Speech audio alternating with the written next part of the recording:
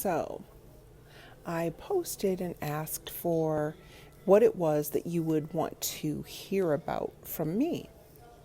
And I have a little time to kill this afternoon. We're done with volleyball and we're waiting for a couple of my daughter's teammates. So I thought I would come on and talk a little bit about the waiting. And I'm going to talk about it because waiting is such a theme for everyone.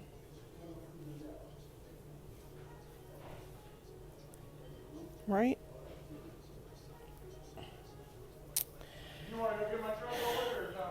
And so I'm in this lobby of this hotel, and clearly there's a little bit of noise behind me, so it is what it is. Okay. So the theme of waiting is, number one, part of the generator strategy. Number two, it's part of the projector strategy. And number three, if you are emotionally defined, it's also going to be part of the manifestor strategy. And reflectors, when it comes to decision making, should be waiting a full moon cycle before making any of the bigger life decisions. And the question that was asked, or the topic was around, waiting to respond. And so I want to get into this theme of what that means, because waiting doesn't mean you're passive, and waiting doesn't mean you're not doing anything. Waiting means that you're not taking action. It says low network connection. Let me see if I can fix that. Okay, so I am hoping that I have fixed that connection problem. So sorry. So it's the responding and acting that you're really in waiting for. And so I don't want you to think of waiting as some passive, oh, I can't do anything, oh, I'm not doing anything. Waiting is really about finding ways to engage in things that you love, doing things that you absolutely find joyful, enjoyable. If you're into gardening, then you're gardening, or if you love books, then you're reading books, or whatever the thing is that you absolutely love to do, or things are, you are consistently engaged in spending time doing the things that you love, learning, growing, meeting people, doing. But you are not engaged into the process of action following up on anything until it is clear for you, if it is your strategy to respond, that you've got a sacral, you should go ahead and do it, and then you're doing it. Or if you're a projector, that you have received the appropriate invitation for you, you have accepted that invitation, and then you're engaged in it. And so I think there's a place where people think of the waiting to respond or waiting for the invitation is a place where I'm just sitting around and I'm twiddling my thumbs and I'm not doing anything. It's not that you're not doing anything. You should be fully living and enjoying everything that you do in order to grow and expand and experience things. But when it's talking about waiting to respond, as an example, someone's going to call and say, hey, would you like to go to a movie tonight? And you're either going to get an or an to engage in something in that way. You can fully decide, oh, I saw this ad for this movie. It looks really good. It's something I would enjoy, and decide to go to the movies. It's not telling you you can't do things that you like and things that you love in the time that you are not engaged in doing things, engaged with other people. It's saying when you go to set something into motion, when you go to begin something that's going to require your energy, you need to be doing that in response to something. So in human design, here's what I want to be clear, and I'm sorry for the background noise. I'm actually on the second floor, and that's coming up from the first. In human design, there are 64 gates, right? 64 codons to the genome, 64 gates in human design. When you combine the gates into channels, that makes 32 channels. Of those 32 channels, 22 are projected channels. 22 of the channels that are in everyone's design are things that energetically need to be invited to be included. So what it means is none of us are supposed to be going around imposing our beliefs, our thoughts, what we think is right or wrong, what we think people should or shouldn't do. None of that should be happening without energetic consent from that other person to share that. And so, what does that look like? That looks like me going live and just talking about things that I really want to talk about.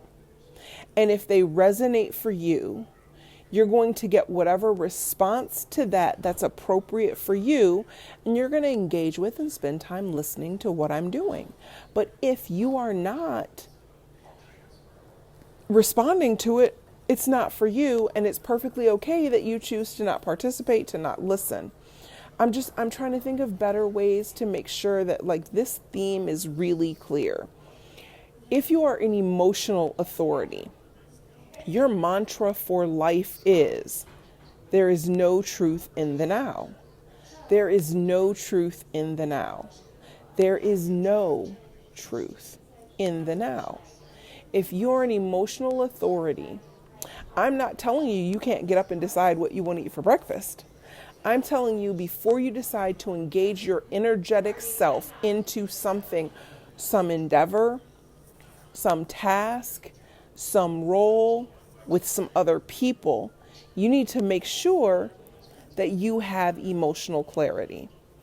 Because emotional clarity and then engaging your sacral, what happens is you create a space where energetically your body is going to give you all of what is required to get it done.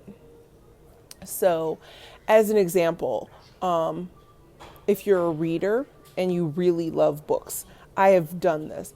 I've gotten so into a book that I thoroughly enjoyed that I've lost all track of time. I was up all hours of the night. I just had to get to the next chapter. My body literally just kept me going for the pure purpose of enjoyment, because I was engaged in a task that fulfilled me and made me happy. And it is that way with every task. If you allow yourself to be in integrity, only enter into doing things that you are really interested in doing, you want to learn about, are enjoyable for you, you know that you were invited into those things, or you got a sacral into those things, or you're doing those things just for your own personal pleasure, you are going to have the energy to sustain yourself through all of that time. So that's the part I want you to think about. Jasmine, it's been several books, but the most recent book that I have been unable to put down is a book named Seth Speaks. So that's the one recently that I have been up all hours of the night with. When I find a book that's really good, I dive in and I'll just be thoroughly consumed with it. And so for me, it's part of why I do human design, and it's integral into everything I do, right? Because when I am reading, studying, learning, growing, and I continue to do that 4 years in, it feels good to me. And because it feels good to me, I just have the continued energy to keep going and going and going and going. Hey, Val, how are you, beautiful? So I'm just talking about the energetic needs of people. So when I did the video and asked what someone would want to hear about, it was, hearing about waiting to respond. But there's a theme of waiting for all of us as energetic beings. There's a theme of waiting to respond, a theme of waiting to be recognized and invited, a theme of waiting for the full moon cycle, and a theme of there being no truth in the now and waiting through your emotional wave if you're an emotionally defined person. So literally, 9% of the population falls into the category of manifester, the people who don't have to wait. And then you have to subtract out of that, and I have no idea how to know that, but let's say 50% because it follows everyone else. So 4.5% of people are people who can actually just go and do whatever crosses their mind, because the other half of those manifestors are emotionally defined, and they have to wait for their emotional clarity before they take action. And, you know, it is my firm belief that if we were all much better and much more mindful about the way that we enter into things and the things we're choosing to enter into, we would find our lives far more fulfilling. We are filling our lives with things that are utterly meaningless. Very often, I am just as guilty of this as the next person. This is in no way a judgment. And I'm thinking about, you know, waiting to purchase something, waiting to, you know, like Marie Kondo, having you go through your clothing and the things you own and keep the things that you love, the things that bring you joy, right? I'm thinking about near my house, they built this brand new remote storage place. What are we doing with our lives that we have bought so much crap that one of the fastest growing segments of the industry is these self-storage places, so we can just stick all of our extra stuff because we're clinging to this perception that the things that we accumulate are the things that reflect our success. And again, taking this back to this human design theme, this theme of being in energetic alignment and waiting to respond to things in life, waiting to do things that are deeply meaningful, that your spiritual self, that your inner self is engaged with in doing, instead of arbitrarily spending energy on things that, number one, aren't going to be sustainable for you, and number two, aren't really that important in the big picture of things. So, did you, Val? That I'm not surprised, because I feel like this is just another one of those cosmic themes that for some of us is really coming through loud and clear about what is and what isn't important. And I'm just tying it back to like being in integrity with your design and your energy and paying attention to where you're spending that. And in human design, you are never ever taught to not do things, right, that you enjoy. It's really about engaging in life in a way that makes you feel good, engaging in things that you enjoy, engaging in things that lift you up and lift up other people and you're having fun with. But when it comes to making commitments to engage your energy into long-term action items, is when you need to be far more discerning. And it's a process. It's not like you're just going to wake up one day and stop doing what you're doing, but it's a process of becoming a little more mindful of what you're saying yes to and why you're saying yes to it.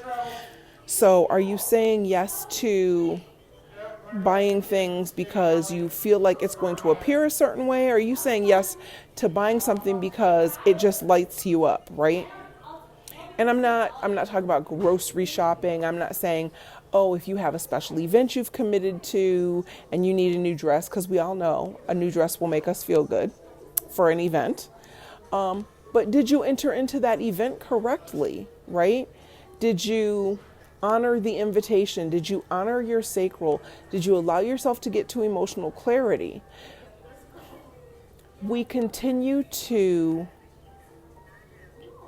yes, much more deeply fulfilling. And we continue to move as if we're headed to some destination. Thank you, that's what it is. We continue to move and operate as if we're headed to some destination when the journey is the reason we're here. Slow down. Slow down. The journey is the entire reason that we're here. Slow down. enter into things correctly. Take your time and make sure that that's where your energy wants to be.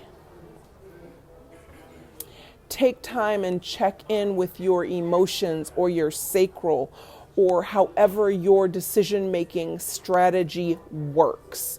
What is your authority and what is it telling you? Because it's never going to be your mind, right? And so when I talk about, waiting to respond, I don't want anyone to think, oh my gosh, Alicia wants me to sit back and not do anything and wait until somebody comes up and asks me a yes or no question and then I get to respond and do something. Not at all what I mean. There are responses in moments, and responses can be physical, responses can be sound. And so your sacral, if you let it guide you, is going to. Your invitation, your inner authority is going to guide you if you allow it. Let's say you have your a projector and you're really guided by your heart, right? Because there are projectors and that's kind of their inner authority.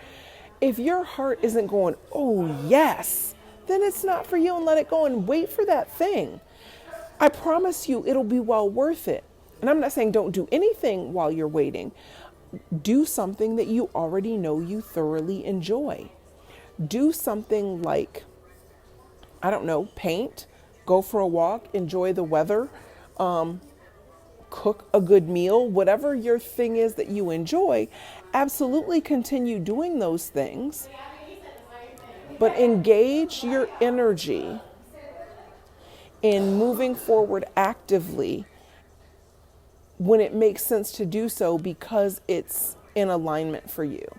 And again, when you're doing that, when you're allowing that to come to you in that way, your type, so your aura, your energy, however that energy is for you, is then going to be supporting you in doing that thing. You're not going to get fatigued, tired, worn out, sick of it quickly. It's really about aligning your energy appropriately, and then it's going to support you through that. And yes, I agree. So Val has brought up a couple of good things, and I feel like this theme has been coming back quite a bit lately about us living more fulfilling lives. It is about the journey, because racing to a destination without paying attention to what's going on along the way is never going to be fulfilling. And so I'm going to, encourage you. If something does not light something up inside of you, based on however your strategy and or authority works, if it doesn't give you oh, I'd really like to learn about that, oh, I'd really like to do that, then find the thing that does. Those are the cues to lead you on the path that is for your highest good. Those are the things that are going to light you up and support you and help you find your place of well-being. And that's all we're here for learning and growing and expanding in our well-being. And we're supposed to be happy and we're supposed to be satisfied. And stuff isn't the thing that satisfies. And this is in no way, shape, or form yucking the yum of having nice stuff, right? But having stuff just for the sake of having it isn't that fulfilling. Having it because it gives you some kind of joy. Having really nice china because you enjoy cooking and eating from these gorgeous art pieces of china makes you feel good, I think is fantastic. If that's something that really makes you feel good, but buying that particular thing because that's what's in style and that's what makes you look like you're successful isn't really honoring the truth of who you are. So I know this got a little wonky and off of the response answer, but again, I think coming full circle, it didn't. The response is about following your inner authority in every aspect of your life. You know what, Val? I could be upset because I kind of never wanted to channel. But I know that I am, and I knew when it started, and I knew it was going to be happening for me. And it's not as scary feeling as I thought it was going to be. I was going to feel like there was no sense of control, and there really is a sense of I'm still here, but I know this is like this divine message. And I've been nudged to do some lives lately, and I keep finding reasons to not do them, and I keep finding reasons to not do them. And my daughter and I checked out of our hotel, and we're waiting on a couple of her girlfriends. And so I'm here in this place going, okay, just go live. Just go live and talk about the thing that someone said they wanted to hear about, which has led into me being open and receiving this message. And it's not just a message for you, it's a message for me, but it's a theme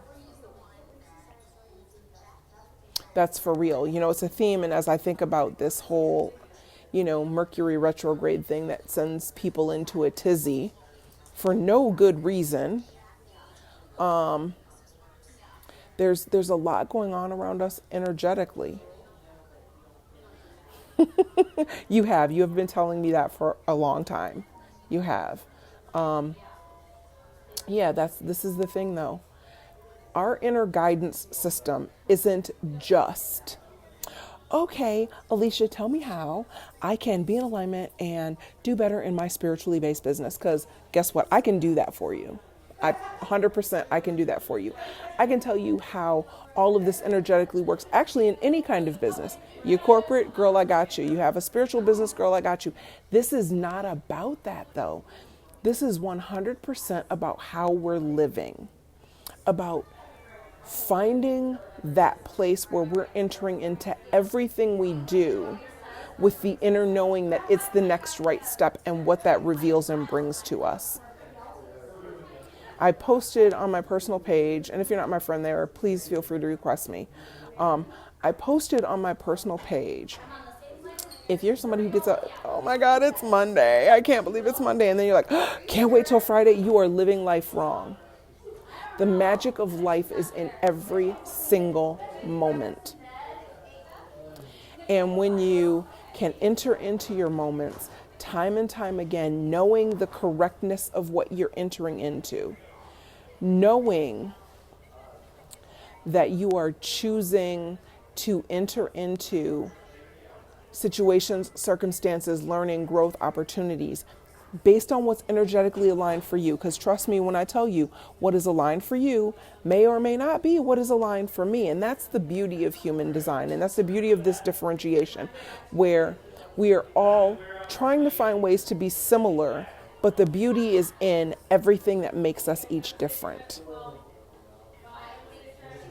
And so if you are questioning the waiting, if you are questioning sitting in peace, please know that it is just a part of the process. It is just a part of how you ensure you're entering into the right things, right?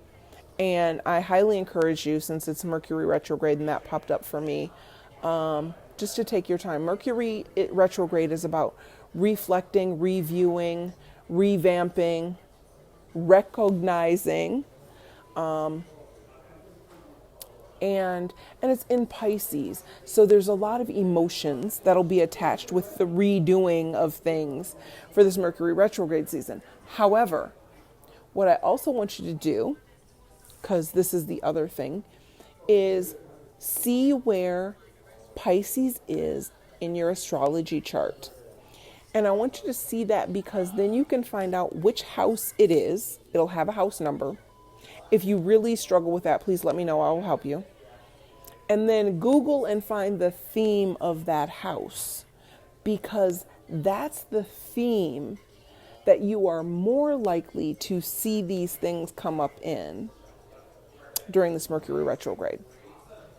All of us have lessons, things we need to redo, revisit, revamp, relearn. Perfectly okay. perfectly okay.